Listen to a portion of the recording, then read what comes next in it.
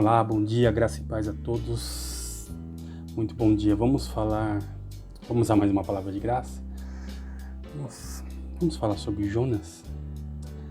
O que Jonas tem a dizer sobre nosso senso de justiça? Vem comigo.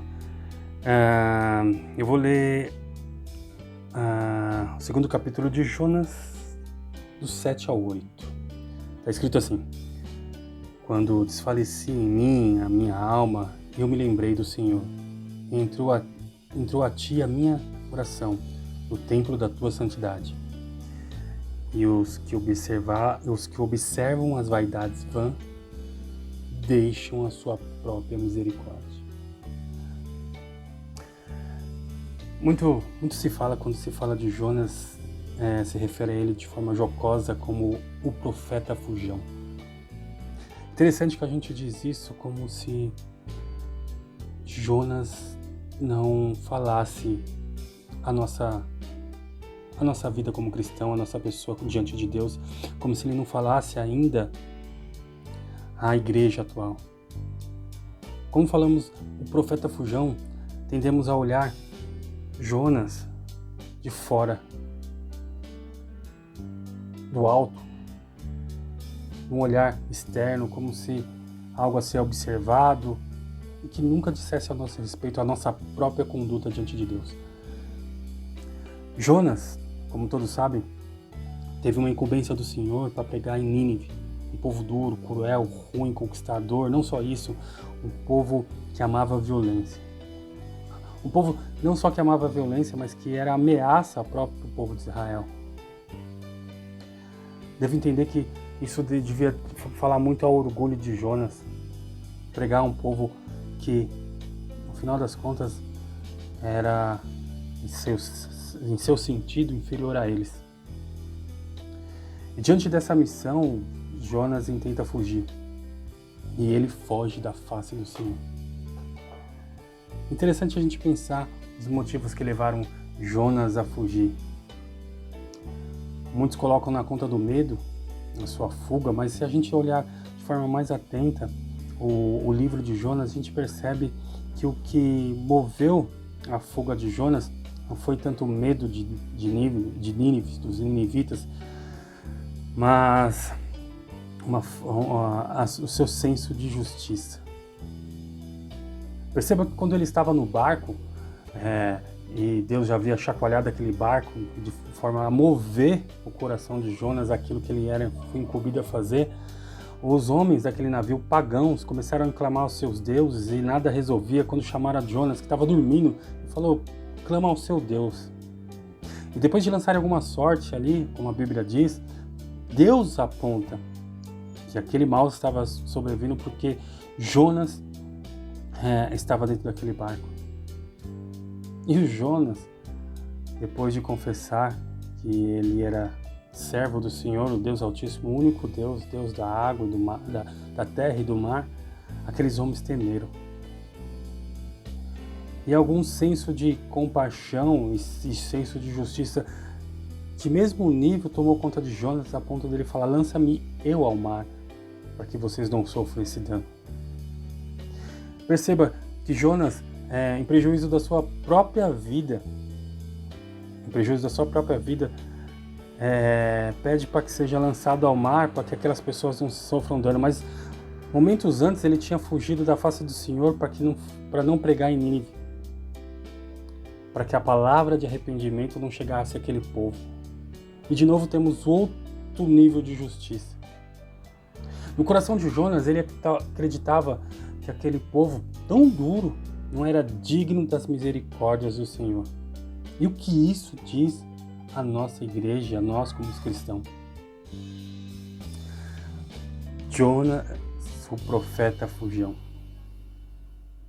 E o nosso senso de justiça?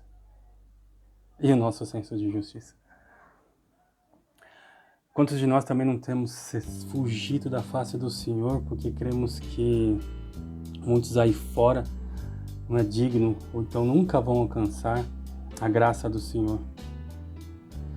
Ou colocamos o nosso coração, ainda que tenhamos medos de falar com nossos lábios, mas o nosso coração prega a ideia de que Alguns são inalcançáveis. Alguns não merecem a misericórdia de Deus. E quando pensamos assim, quando o nosso coração grita esse tipo de coisa, colocamos a nossa justiça no lugar da justiça de Deus. Colocamos tiramos o justo juiz para colocar as nossas medidas de justiça. E olhamos com o nosso olhar humano, sentenciando quem ou não é merecedor da graça de Deus. E a régua que usamos somos nós mesmos.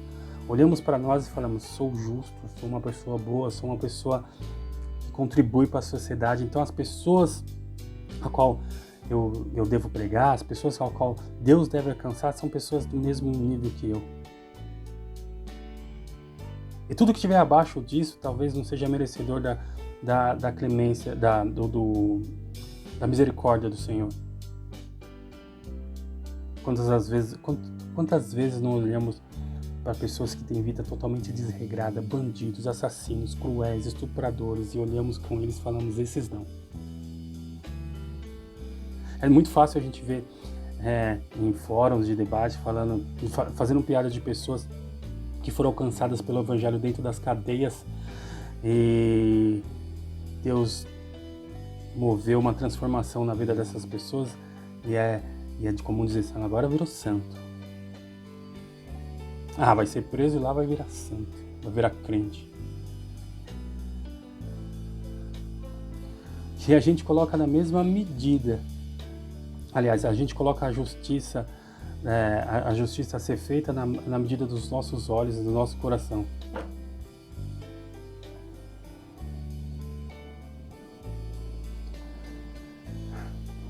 Mas a gente esquece que a justiça, a régua da justiça é Deus.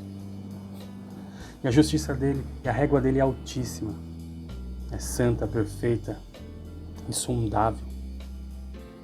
E debaixo dessa régua, todos nós somos iguais. Todos nós somos condenados. Todos nós somos pecadores, indignos da sua mão.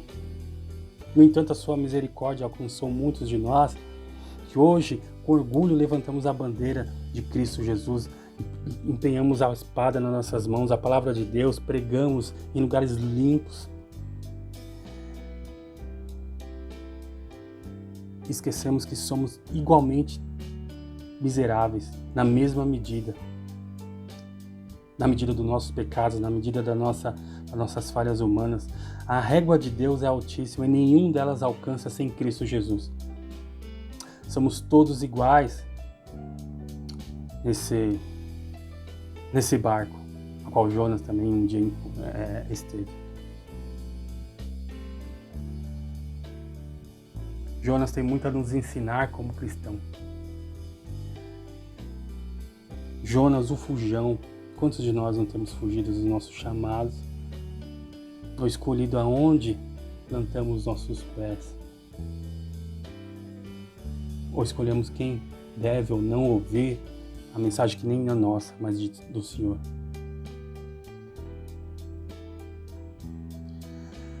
E os que observam as vaidades vãs deixam a sua própria misericórdia. No final, esse tipo de atitude é idolatria, baseada em vaidades,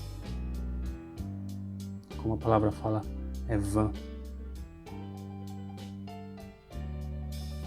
Não deixemos as nossas vaidades corromper aquilo que é santo, aquilo que Deus purificou, aquilo que aprove a Deus buscar e estender os seus braços.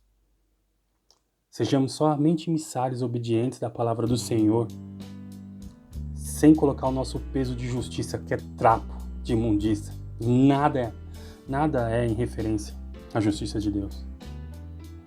Lembramos que em Mateus 12, no versículo 31, é dito assim, quando Jesus fala aos fariseus que o único sinal para aqueles incrédulos seria o sinal de Jonas. Pois Jonas é um arquétipo de Jesus, aquele que, sim, sacrifica o sacrifício perfeito, que vem anunciar as boas novas para o arrependimento daqueles que creem na sua mensagem. E no verso 31 ele diz, No dia do juízo dos homens, a rainha de Sabá há de se levantar e de se condenar essa geração, porque fez uma viagem longa e difícil para escutar a sabedoria de Salomão. Mas aqui está quem é superior a Salomão. Também os homens de Nínive se levantaram para condenar esta geração, porque também os homens de Nínive se levantarão para condenar essa geração, porque se arrependeram ao ouvir a pregação de Jonas. E agora está aqui quem é superior a Jonas. Cuidemos, porque essas pessoas que às vezes desprezamos no nosso coração e achamos que não são merecedoras da palavra, ou que Deus não alcançar, talvez no último dia se levantarão